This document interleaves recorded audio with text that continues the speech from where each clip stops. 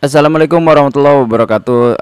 Semangat pagi teman-teman. Hari ini saya akan bahas salah satu komen dari teman-teman ya, yang menurut saya ini penting untuk dievaluasi ya. Kenapa saya bilang penting? Ini menjadi salah satu prinsip kita sebagai investor atau sebagai trader, mau apapun profesinya, mau invest boleh, mau trader boleh gitu kan. Silakan dipilih gitu.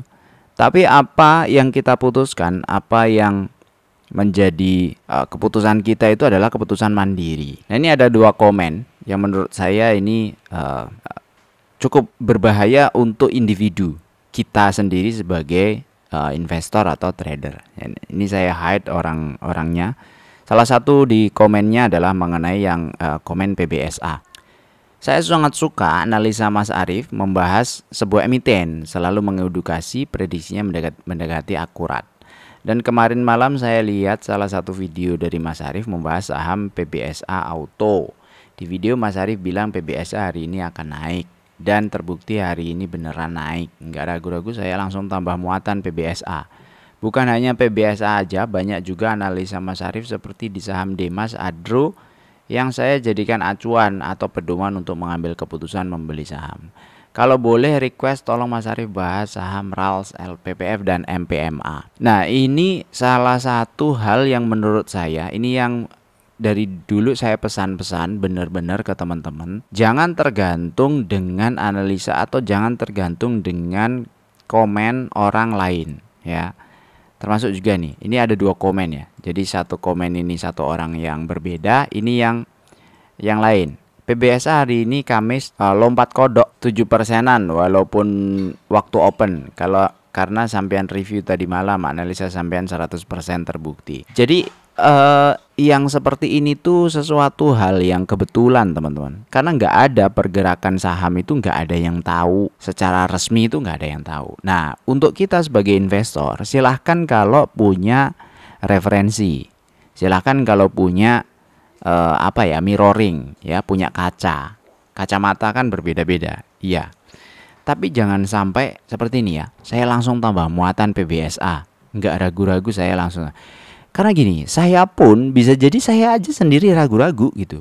Waktu saya ngomong itu saya belum tentu benar, soalnya saya pun ragu-ragu, bisa jadi. Tapi karena sesuatu yang ada di internet itu kadang lebih meyakinkan daripada keyakinan kita sendiri. Banyak orang memutuskan sesuatu gara-gara seperti itu. Kita menganalisa sendiri, kita sendiri ragu, kemudian orang lain yang memakai analisa kita, dia malah yakin. Banyak seperti itu ya.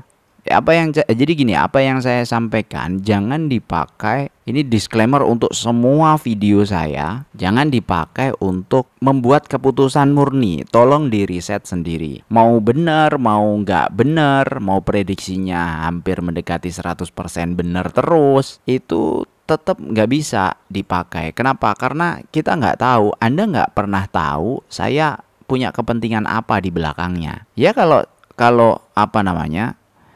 kita nggak punya kepentingan saya seperti ini terus, kan saya nggak tahu saya akan berubah apa nggak di suatu saat nanti. Bisa jadi pom-pom, bisa jadi kan, bisa jadi saya nge-review saham ada kepentingan sesuatu supaya sahamnya naik, kemudian saya bisa keluar. Bisa jadi seperti itu loh.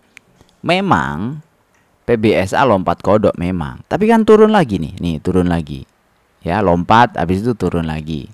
Ini opening kan di sini 404, kemudian closingnya di 390. Pada waktu itu saya nge-review di hari tanggal 30 ya, 30 Juli. Dan biasanya tuh hampir pasti seperti itu, market itu merespon gitu loh.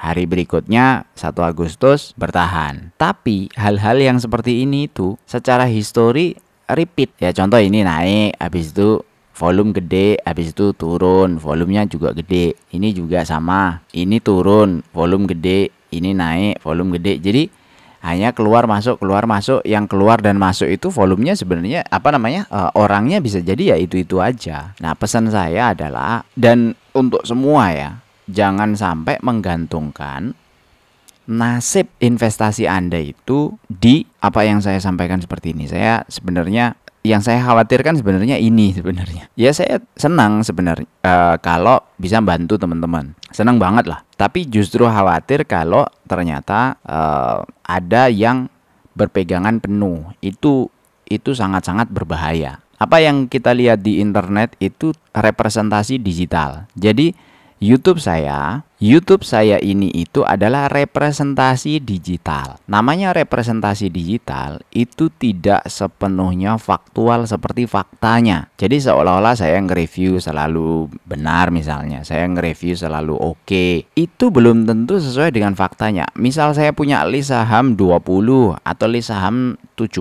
saham. Saya list satu-satu, saya sampaikan ke teman-teman. Oh, ini saham bagus, ini enggak, ini bagus, ini enggak, misalnya gitu ya. Yang bagus yang saya bisa bilang bagus itu belum tentu saya punya loh. Belum tentu saya punya. Saya bisa jadi punya cuma dari 50 saham yang saya review, bisa jadi saya cuma punya 10, saya cuma 5, bisa jadi. Nah, ini adalah hal penting ya, minta tolong untuk jangan pakai video saya untuk dijadikan acuan murni. Tolong di review sesuai dengan keyakinannya masing-masing, sesuai dengan decisionnya masing-masing. Untuk apa sebenarnya?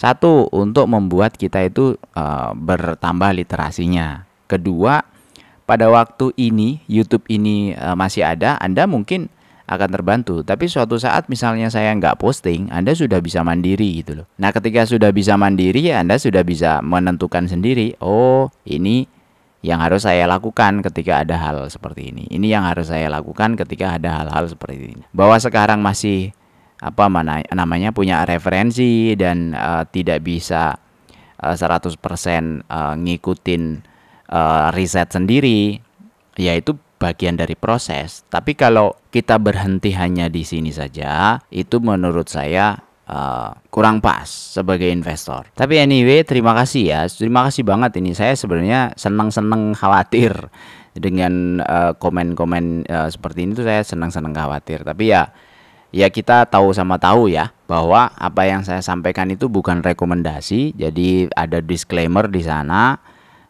bahwa apa yang saya sampaikan itu hanya sebuah apa yang ada di otak saya, kemudian saya sampaikan aja ke teman-teman sebagai sebuah referensi saja, just reference. Dan insya Allah saya tidak ada kepentingan apapun di dalam sebuah review saham. Mau sahamnya naik, mau sahamnya turun, itu ujung-ujungnya adalah target saya pribadi di portofolio saya sendiri.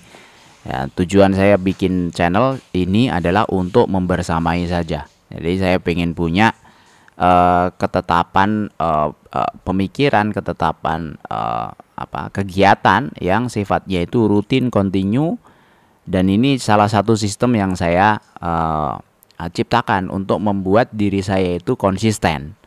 Jadi dengan setiap hari upload, dengan selalu membahas seperti ini, artinya otak saya itu selalu terisi, mau nggak mau seperti itu. Jadi itu tujuannya, semoga bermanfaat. Jadi tetap literasi tetap ditingkatkan, decision silahkan diputuskan dengan decisionnya masing-masing. Jangan hanya berharap atau jangan terlibat atau jangan mengandalkan review yang ada di internet, baik saya maupun orang lain. Siapapun itu yang mereview, segede apapun orangnya, kalau Ali bin Abi Thalib bilang kan, unzur makola wala tanzur mangkola kan. Ya, lihatlah apa yang dikatakan, jangan melihat siapa yang mengatakan. Makanya kalau kita itu tahu, oh si yang mengatakan si A, nah itu yang nanti yang bahaya.